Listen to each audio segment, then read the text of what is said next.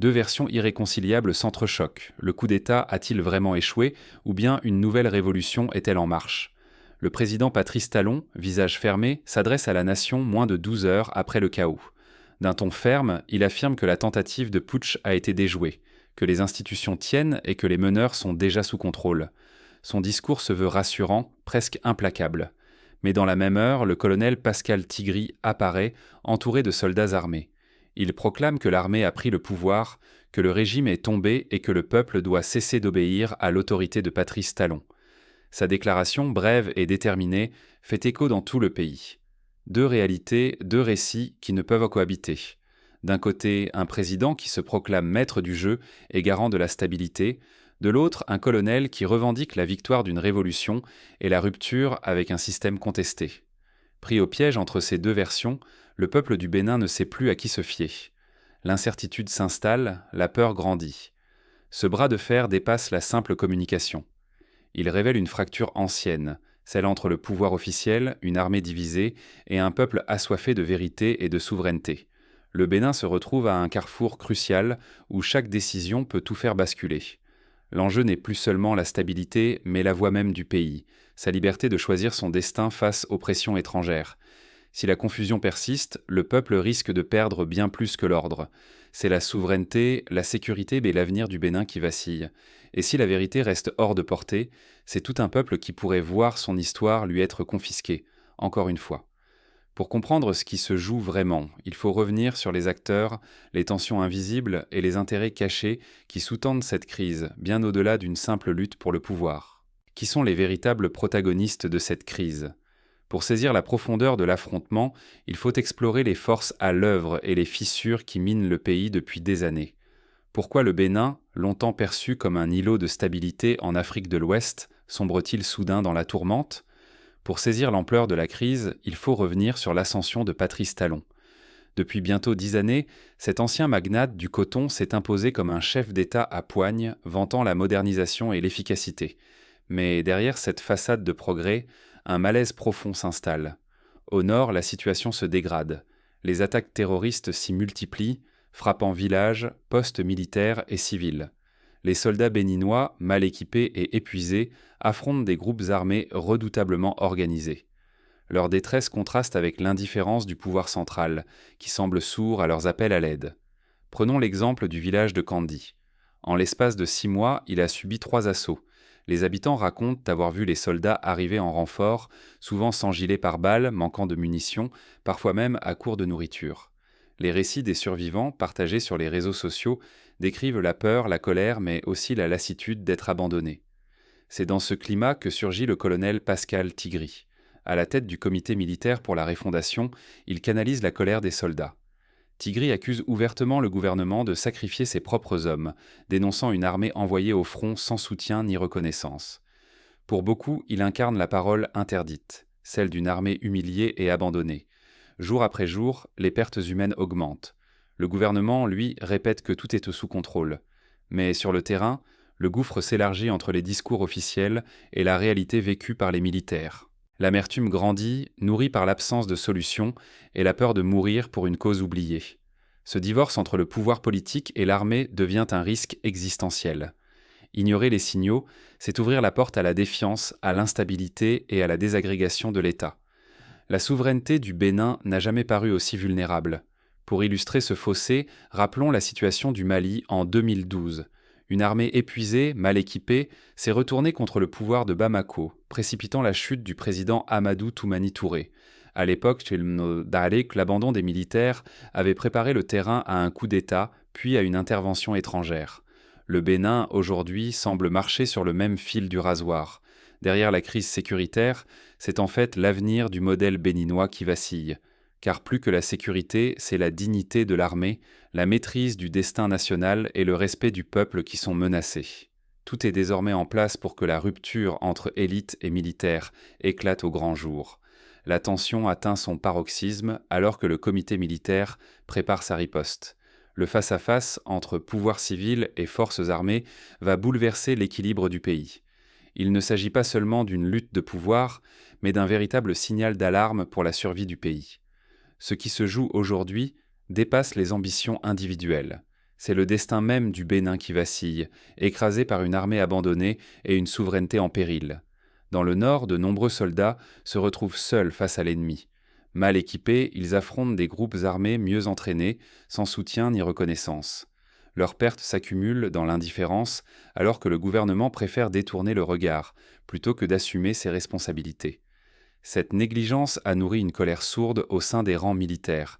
Le Comité militaire pour la Refondation, le fameux CMR, ne réclame pas simplement un changement de chef. Il exige la justice et la dignité pour tous les soldats béninois. Derrière ce coup d'État, une revendication très nette, l'armée refuse d'être sacrifiée sur l'autel de promesses creuses ou d'intérêts venus d'ailleurs. Dans ce climat tendu, la fracture entre le peuple et le président Patrice Talon se creuse un peu plus chaque jour. Talon, enfermé dans sa tour d'ivoire, semble sourd aux souffrances de la population. Beaucoup l'accusent de n'écouter que les exigences d'acteurs étrangers, de céder sous la pression de puissances qui considèrent le Bénin moins comme une nation que comme un terrain de chasse. La rapidité de la réaction française et nigériane en dit long. En moins de 24 heures, des renforts étrangers et du matériel militaire ont afflué pour soutenir le régime. Ce soutien extérieur ne vise pas la stabilité du pays, mais la défense d'intérêts étrangers solidement ancrés. Pour comprendre l'ampleur de l'ingérence étrangère, rappelons la crise ivoirienne de 2010. Lorsque la France est intervenue pour soutenir Alassane Ouattara, beaucoup ont vu dans cette action une défense d'intérêts économiques et stratégiques plus qu'une aide désintéressée. De même, au Niger, le soutien logistique international n'a pas permis de répondre aux aspirations profondes de la population, exacerbant la défiance envers les élites nationales. Pendant ce temps, les ressources naturelles du Bénin, coton, pétrole, minerais, sont pillés sans relâche. Les profits s'envolent vers l'étranger, tandis que la population reste dans la pauvreté et l'armée dans le dénuement.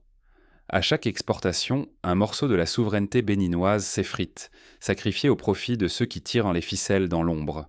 Si rien ne change, l'armée s'enfoncera dans la frustration, le peuple dans la désillusion, et la dépendance envers l'étranger deviendra la norme.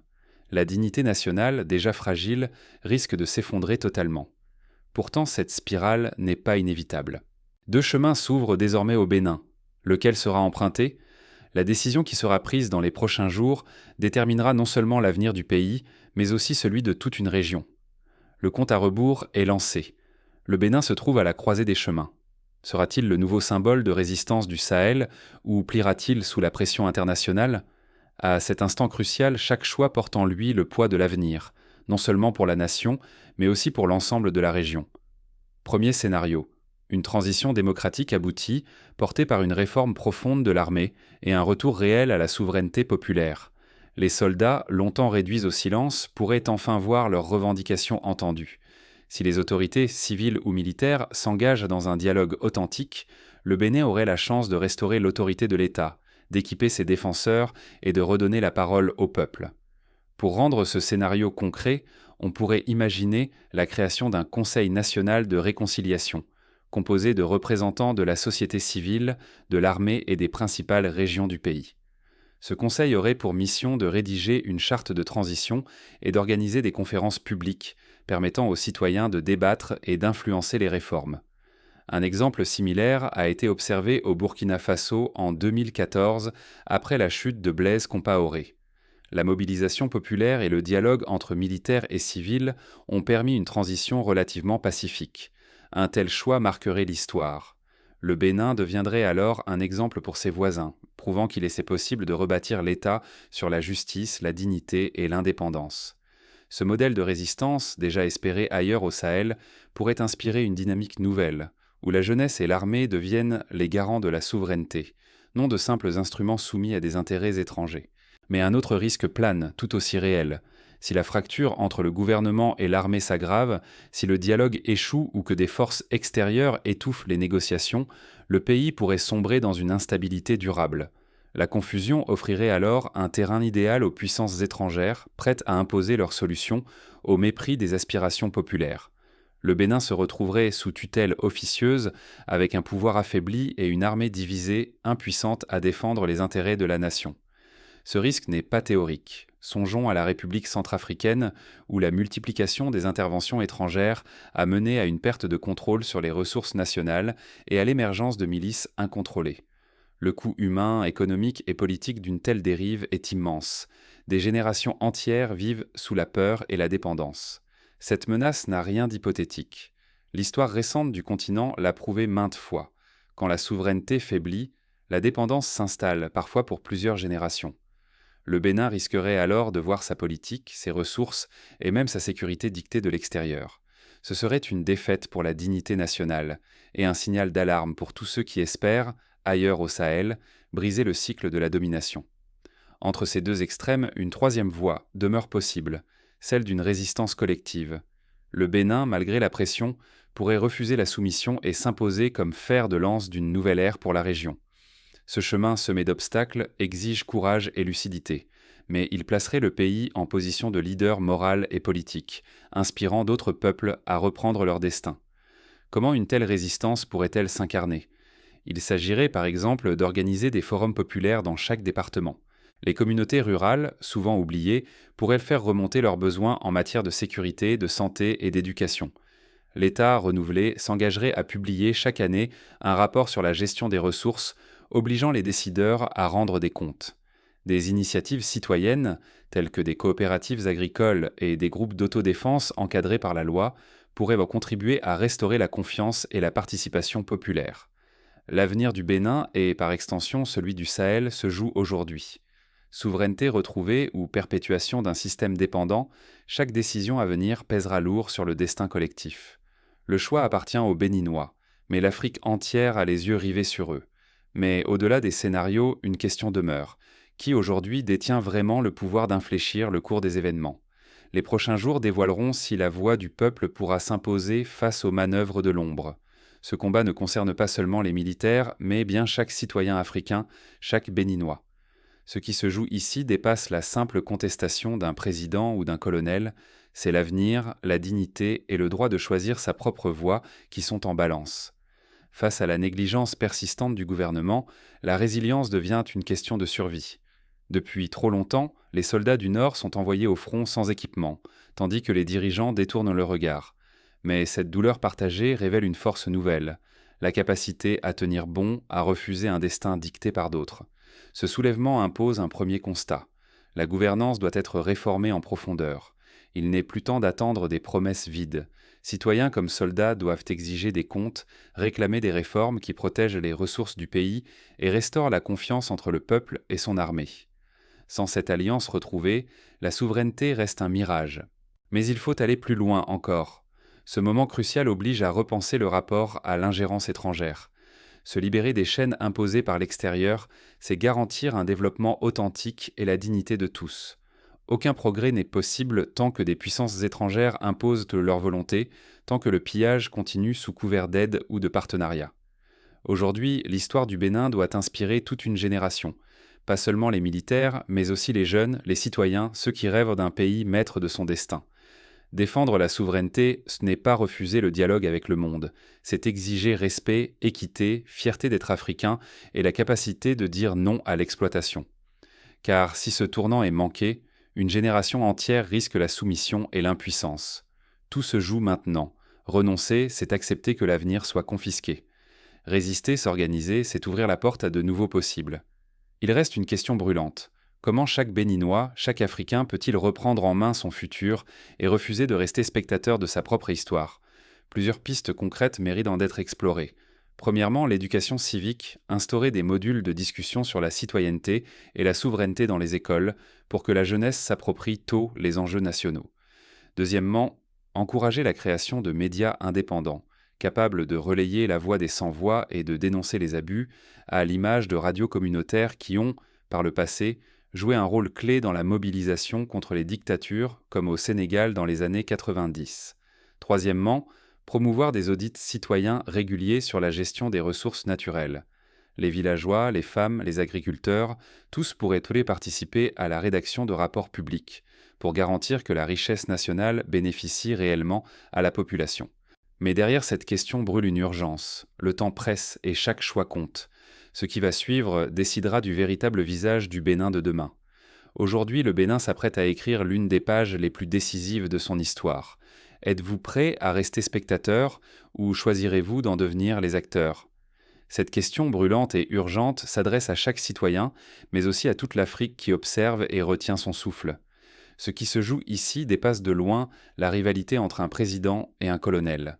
Il ne s'agit plus seulement de politique.